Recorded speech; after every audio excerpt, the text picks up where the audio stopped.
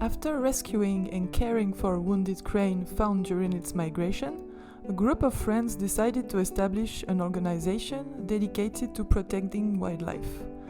Thus, the Thousand Cranes was founded. Over the years, the organization has gradually grown, becoming a sanctuary not only for wildlife but also for domestic and exotic animals that are in need of a home. However, they are now in dire need of finding a new space as they have outgrown their existing facilities. The local community has purchased an old farmhouse in the Pyrenees, previously used for market gardening and as a sheepfold, which has been abandoned for years. The site is overrun with vegetation and the buildings are in a state of disrepair. However, after extensive renovation work, they believe it will be the perfect place to bring their project to life.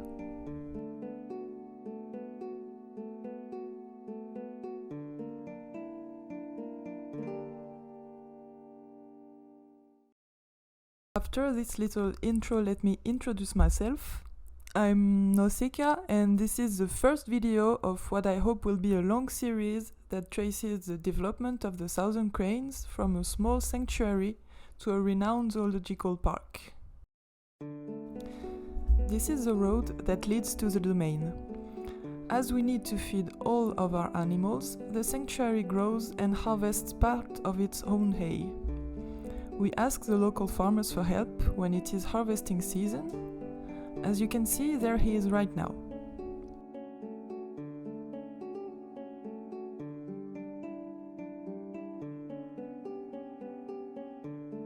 As we enter the domain, we are welcomed by this sign that directs us to the guest parking lot. We can find it right here on the right. It is quite small right now as we don't have many visitors, but we have enough acres around the farm to expand it when it will be needed. It's quite empty at the moment. I think I will need to add some cars into it.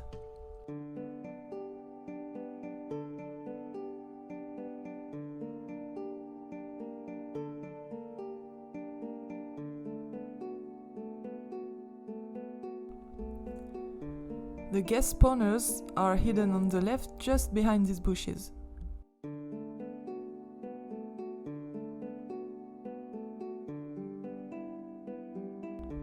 Then we make our way to the entrance.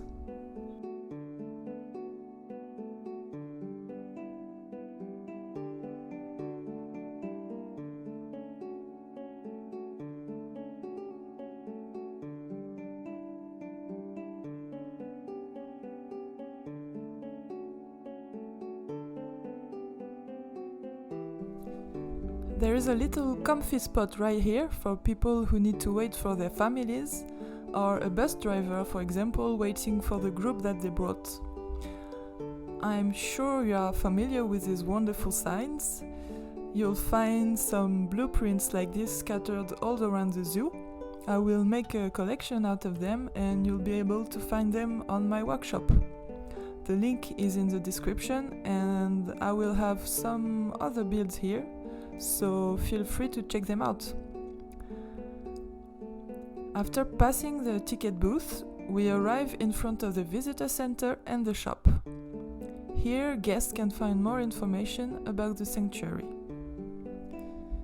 There's a permanent exhibition explaining the principles and the mission of the sanctuary.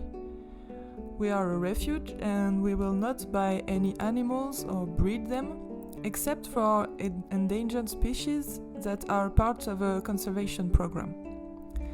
Then there is an info booth where you can find maps, make donations and other such things. On the right there is a timeline that explains the origins of the refuge, the creation of the organization, the choice of the location and the renovation work, and finally the arrival of the first animals. And there's still more room if we need to add information. The name The Thousand Cranes references a Japanese legend of Senbasuru. This legend holds that if one folds 1,000 paper cranes within a year and strings them together, A wish for health, longevity, happiness or love will be granted. Okay, now let's get back outside. As we walk past the visitor center, you can see that we were able to preserve some of the stone walls of the building and reuse the remaining stones to build a foundation for this wooden frame extension. Coming soon, we will have the souvenir shop in the second building, but that is still a work in progress. As you can see, this part of the farm is fenced off as the renovation is still in process. Here are the buildings in their current state.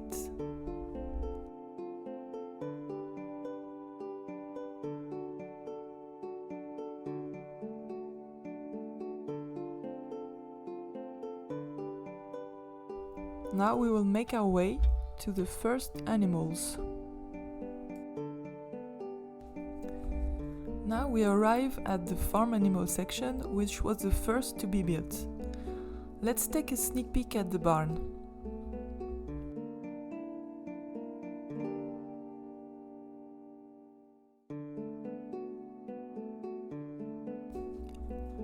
I just love this view. The fields and the mountain in the background, it's very picturesque. Okay, let's continue down the path. We just planted some new hedges here. You can kind of see the wood chips at the base of the trees. Hedges are essential for many reasons. They provide homes for birds and small mammals, they regulate water infiltration into the ground, and they tone down strong winds. First, let's check out this area on the right. Here we have the houses of the 3 little piggies. Each are their own house, one with a straw facade, one with wood, and one with brick.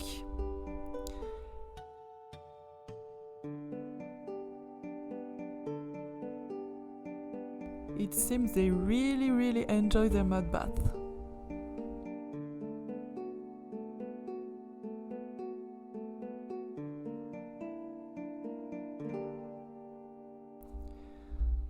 Then, this part will be the central point of this section of the park, a picnic area with a kiosk.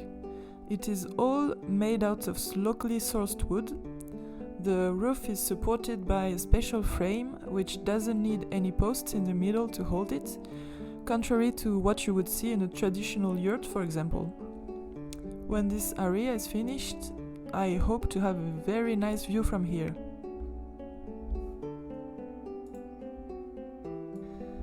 Next, we'll go to the entrance of the walk-through habitats. For now, we just have the pigs, but there will be another habitat soon. I'll let you guess what it will be in the comments.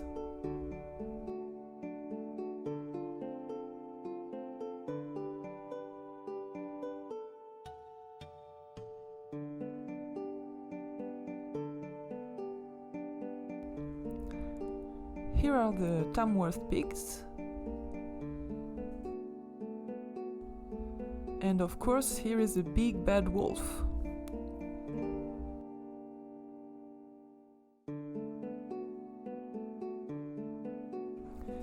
Now let's walk to the last part of this tour, the barn. This area is designed to be as realistic as possible. The barn is built in the center of 4 enclosures, and the staff rotates the animals between them so that the grass can grow back.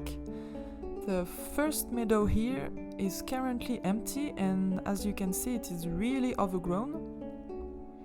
The animals will be able to return here very soon. Each of the 4 meadows connects to an individual separation paddock, which can be very useful since some animals don't always get along, or if one gets sick and needs to be closely monitored. Here are the Highland cows enjoying their little paddock. We have Hoodie, the escape artist who likes to take little strolls out of his enclosure. Jet, a serial jumper, no fence is too high for her. And finally, Holly. I'll let you guess why she's named that.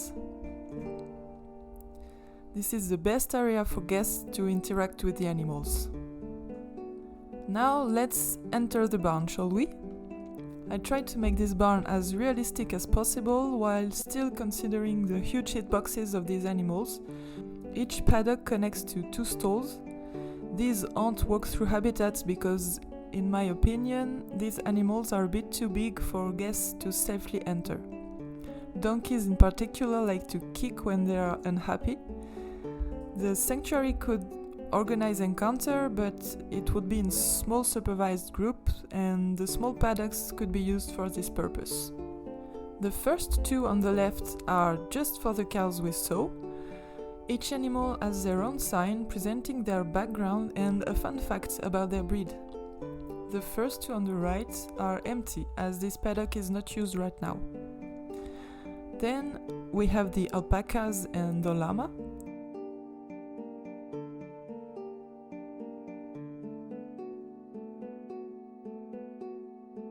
It seems they are all outside at the moment, so we will visit them later. The last 2 stalls are for our donkeys. We have 2 common donkeys at the moment, Gandalf and Sam. They were the first animals to arrive here, so we took them in after they were saved from a neglecting owner that left them to fend for themselves in their paddock with no food or no water. They were lucky that a concerned neighbor found them and called Animal Protection Services. As you can see, they are now much better.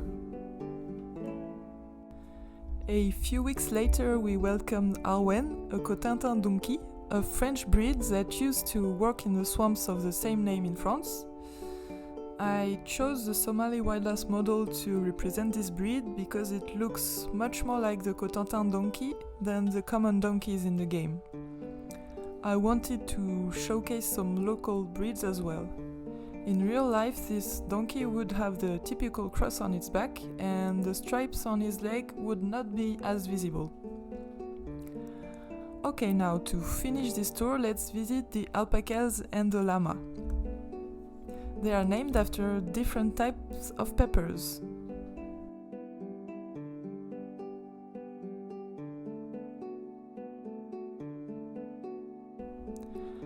It looks like we have an alpaca in here.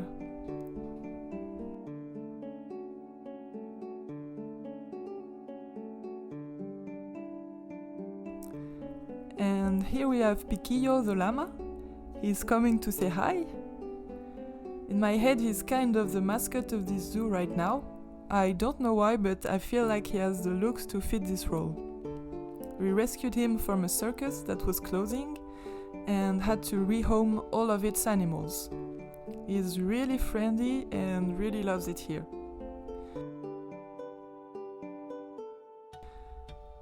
And here are the alpacas, Cayenne, Espelette, Chipotle and Habanera. And they are all retired from a wool farm.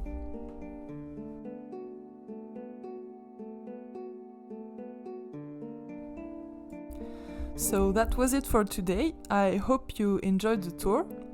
I'm really excited about where this project is going right now and hope to post another video very soon to show you how the sanctuary is growing and welcoming new animals.